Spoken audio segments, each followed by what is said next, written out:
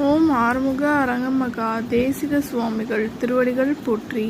தவத்திரு குருநாதர் ஆசியால் அகத்தியர் சன்மார்க்க சங்கம் தூத்துக்குடி கிளை சங்கத்தின் சார்பாக 13/9/2025 தூத்துக்குடி தெப்பக்குளம் மாரியம்மன் கோயில் வளாகம் மற்றும் அரசு மருத்துவமனை வளாகத்தில் பசித்தோர் சுமார் 350 நபர்களுக்கு புதினா சாதம் மற்றும் ஊறுகாய் சிறப்பாக வழங்கப்பட்டது. வழங்கியவர்கள் தூத்துக்குடி அகத்தியர் சன்மார்க்க சங்க அன்பர்கள்.